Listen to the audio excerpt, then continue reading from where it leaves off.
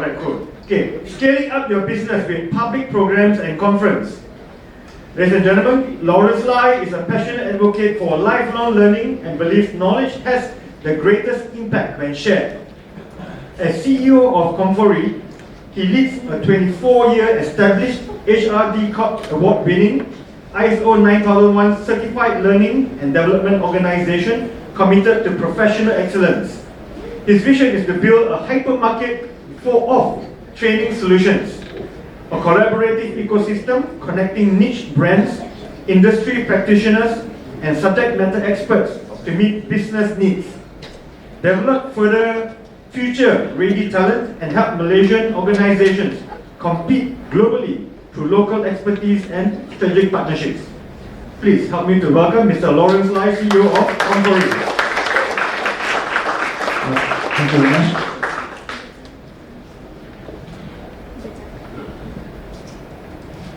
Okay, today we have actually a full room over here, and today I was tasked to talk about this topic for public program and conference.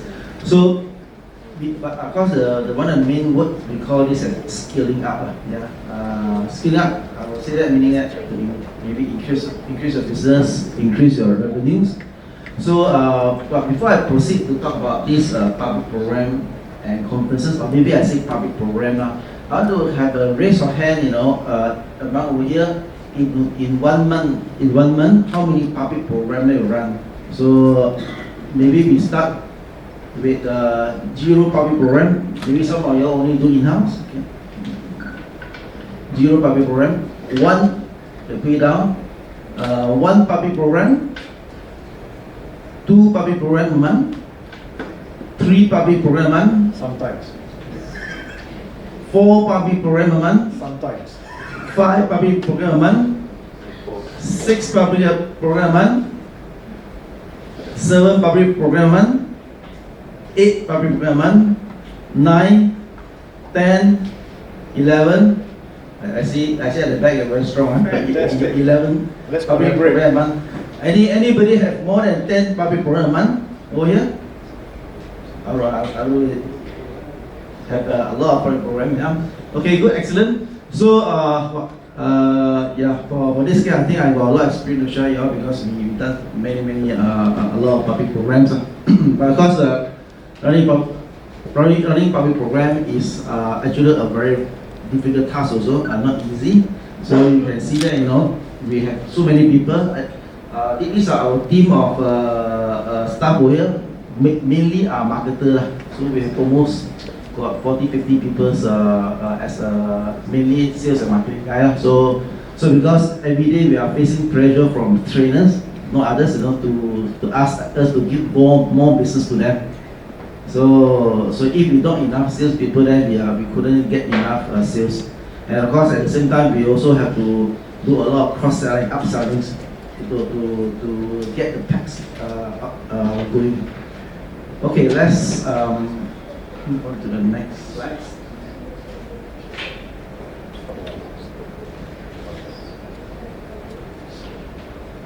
Okay, first one is we're talking about why most training provider never skills. When we talk about public program, this mainly we're talking about standard products. Yeah. So supposedly you compare between standard products and also a customer product. Standard products will be much more easier to scale because you already make standard. So to fit certain needs of certain market segment. Yeah. So I believe there's actually a lot of training topics, or a lot of training providers. They all sell a specific training itself. Yeah. But for us in Comfori, we actually sell multiple products in multi segments. Which what I mean in multi segment is we actually do like a technical segment, logistics, human resource, and many other segments. Yeah. But of course we do it differently is because at the start our mindset or concept is a hypermarket of trainings. So you're not talking about a small 1 or 2 shops, but we are talking about thinking big. Yeah. So the next one is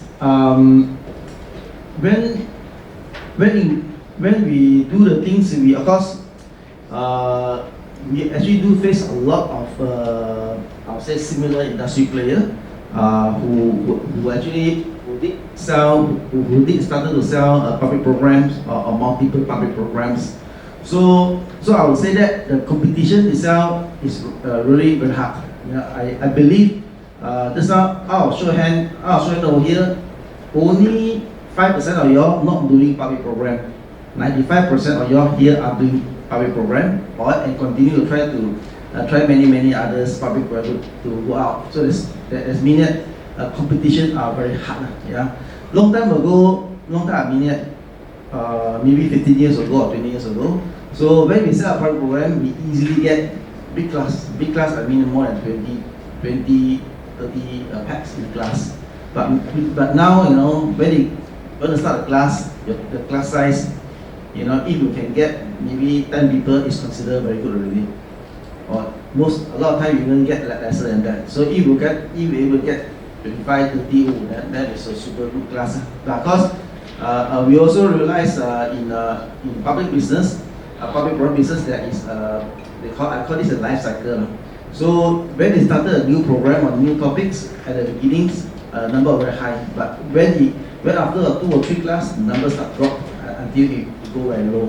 So sometimes a lot of trainers they have misconceptions. They thought that when they started 1 or 2 guys, they thought that why your class so many people must be very profitable. But you know, we know our cycle is the spikes, then it actually go flat and go down. So that's why we always look into how really we can differentiate ourselves compared to other people, so that we can get certain preference for the customer itself. Yeah. Next. Okay, so next one for the public program, because we want to get it differentiated, so we have to look into to build I call this intellectual property or something that only we have, Confer have, other people don't have. So that means that one of the way is to get it to have a third party certification. So example like CMI, or example some other more reputable certification bodies.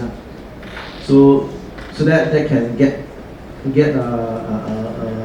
more specific market, they'll be able to sell it at more premium price. Next one is the trust. In selling public program, because most of the time your customer only buy the program worth between maybe let's say 1,500 to 4,000 ringgit. So you don't see them face to face. So a customer they might see your brochure, they might listen to your salesperson how they talk to them. So in terms of building a company branding and building a company trust is very important, because sometimes we did find certain training providers they are doing a little bit dirty works outside. They get the project and but the project cannot deliver well, and then it spoil the market.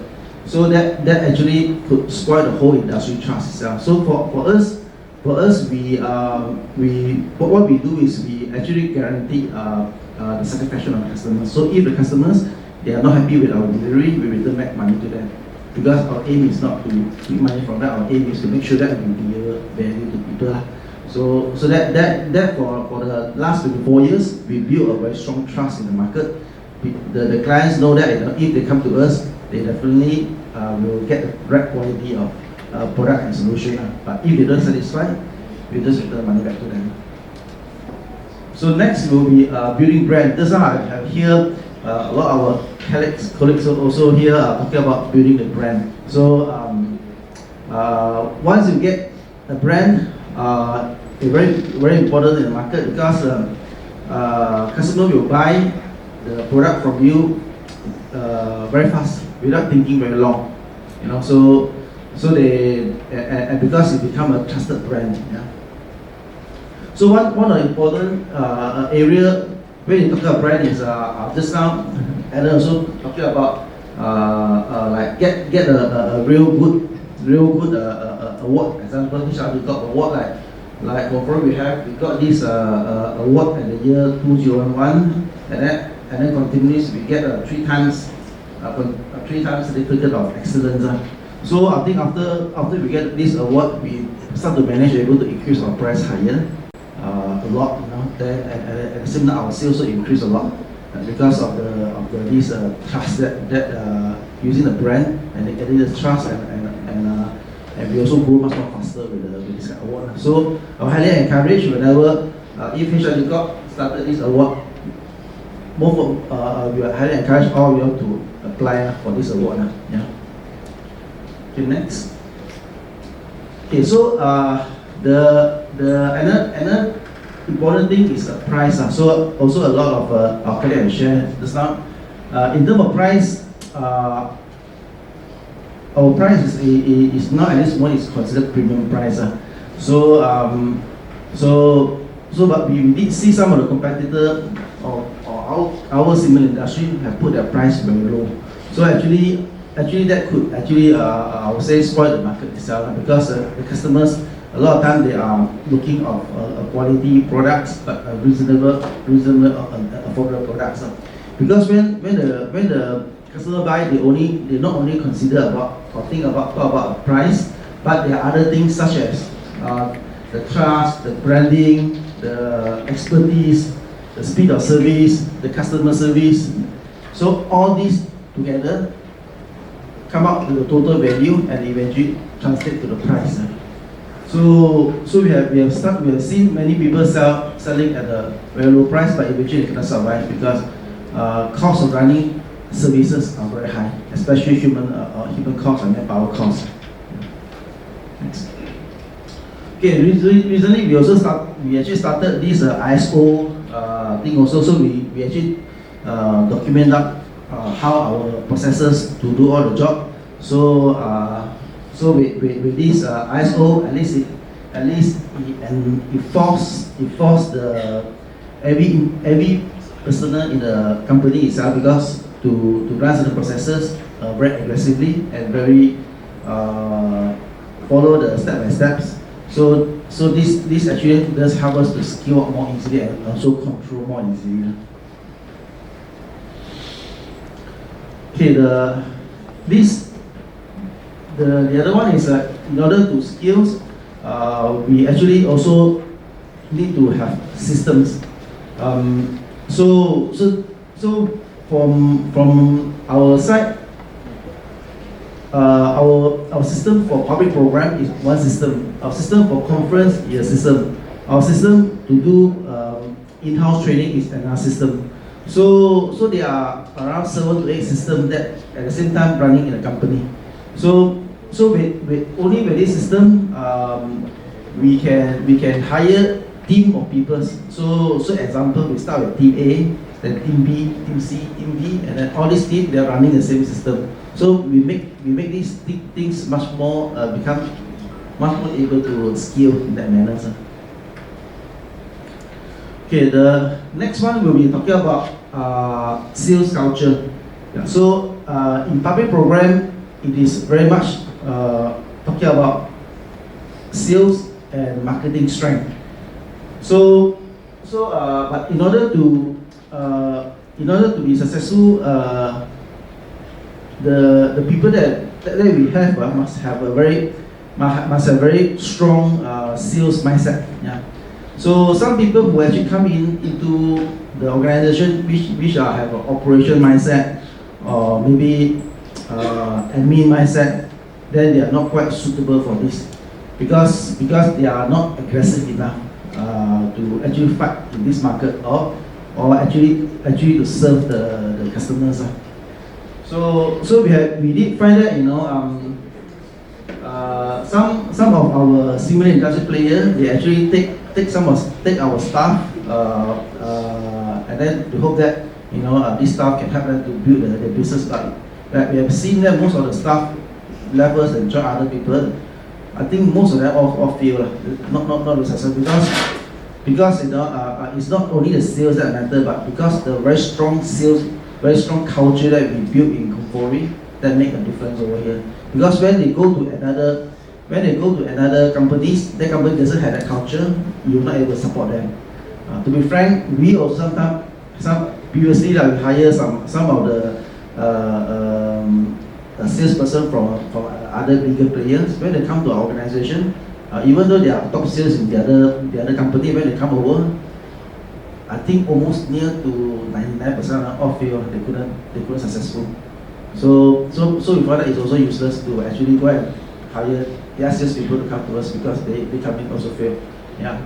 So the more important, we find that the thing that which they are successful is they go through our program, our culture building program, the mindset change program, and then we become more successful in that manner. Okay, next will be So the other one is called the specialist. So just now you see like in Komfori we have around more than 50 people, but all these 50 people, they are divided into a small team of specialists. So they only specialize in certain area. Example, if somebody selling, let's say property costs, so this is a team of people only focus in selling property. So if there is any team selling logistics class, so this team only selling logistics class only. So they have the kind of expertise and understand about the market and understand about the product, so that they're able to go deeper in that manner. So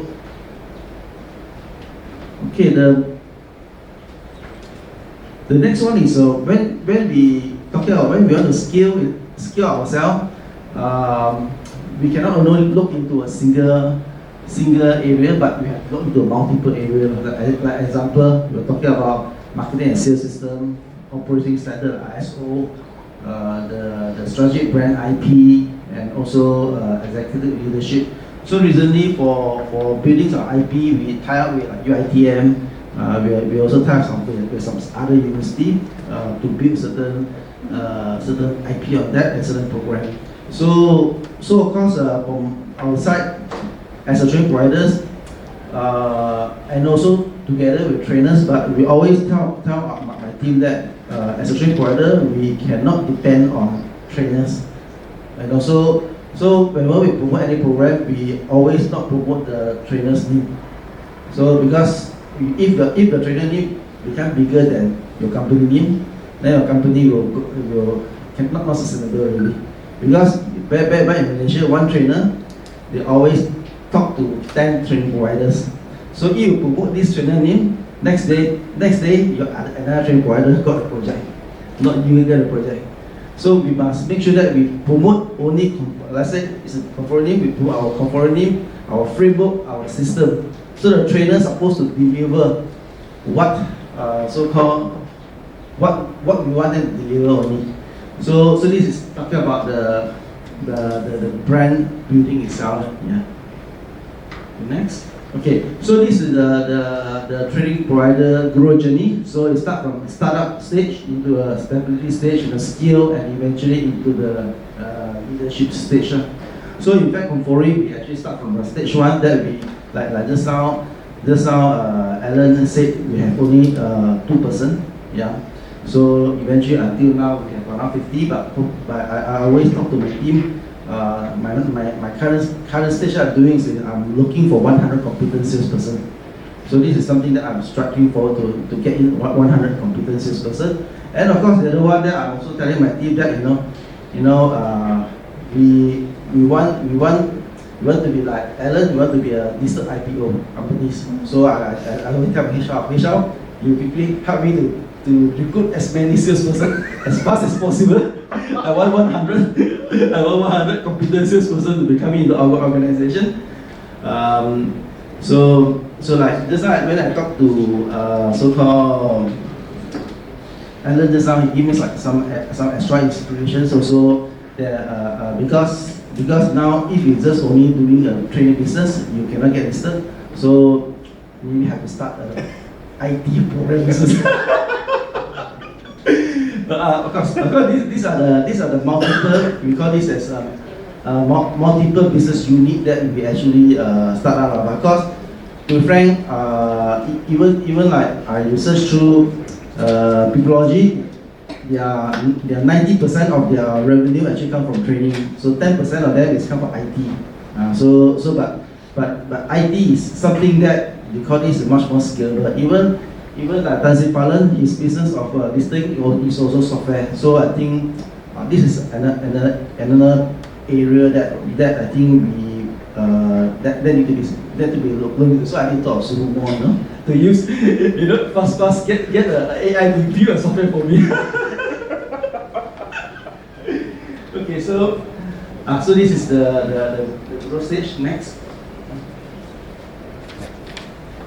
Okay, so eventually, as a TP, we have two areas. One is organizing event, and next one is to build a respected institution.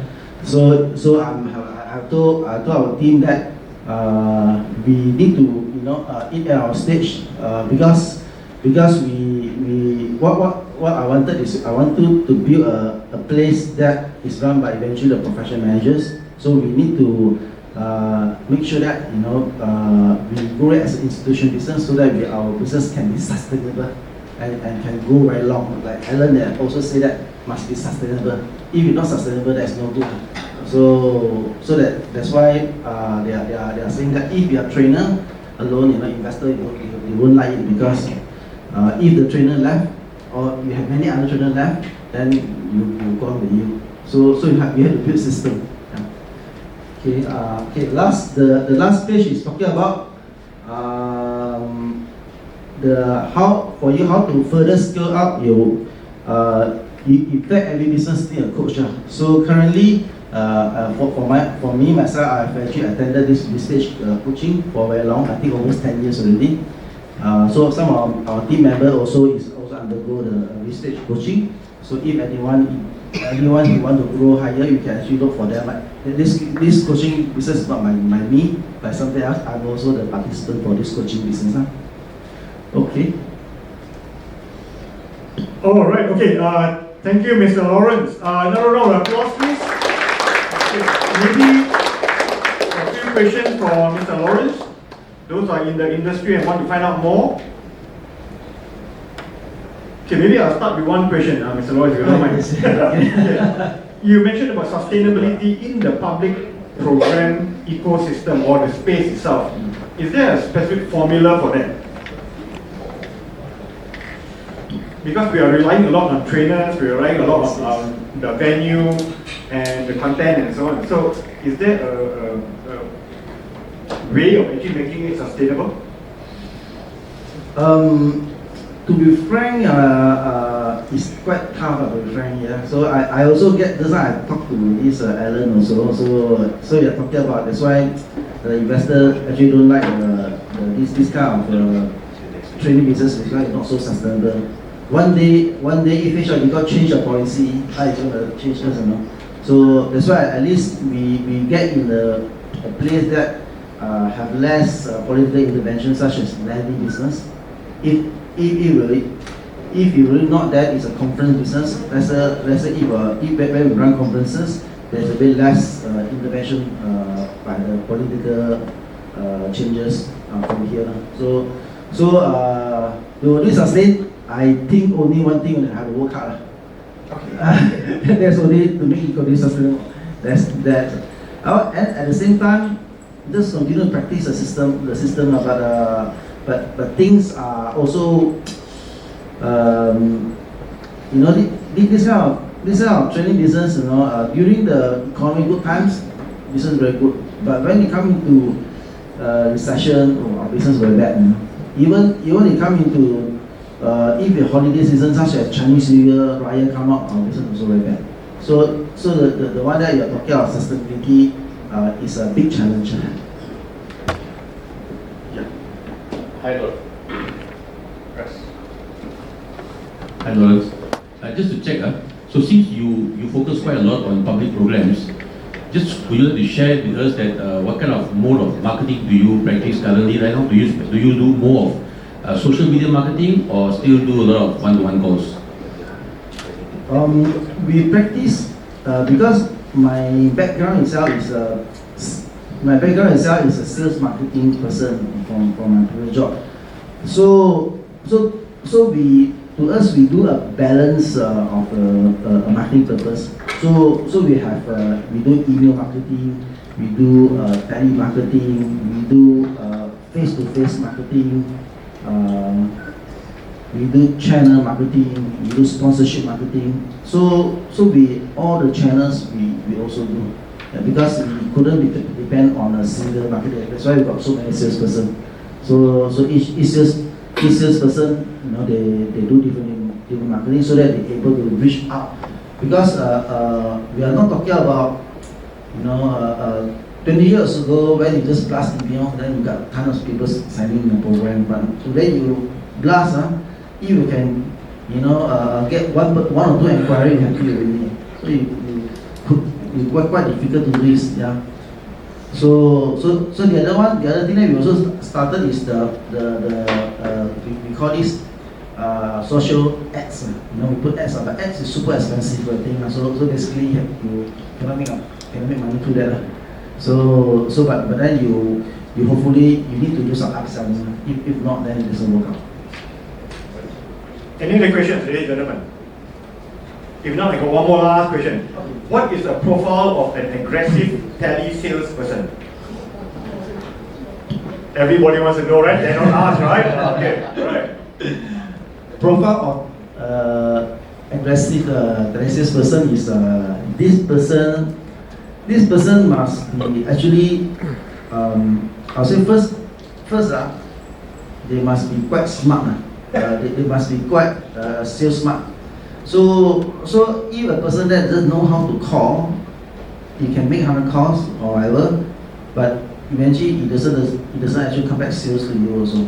So in order to train up a tele salesperson, it's also a long process, and also it's also a very high filtering process. So not everybody can really become a successful tele salesperson. So this process is also kind of I call this quite expensive process. It's not cheap process also. So that's why we don't find many training provider able to so-called reach this level. So we started the telesales process last time because when we run conferences, so then you have no choice. You have to get this process. But when you run public program, you go for the telesales process. It's a super expensive process. I got one last question. For a person who's like an acceptable salesperson, what is the conversion rate like? Conversion rate. Conversion rate, yeah. You just say to your case, otherwise you will have to go. Oh yeah. They must achieve certain numbers of sales. So what is the percentage closing rate? The normally we look into you must set certain target for them. So that they're able to achieve, and eventually also depend on I would say that are they able to profitable also. So if you look at the salesperson that come in, let's say in 3 months times, they're still negative, so you have to let them go, you know. So you must normally they say that, you know, people say that the industry standard, they must be if you pay them, if they earn 1,000, you shall able to get 4,000 from them. But if you couldn't get that, then you're not enough to cover your costs also. Alright, thank you very much, Mr. Lawrence, for this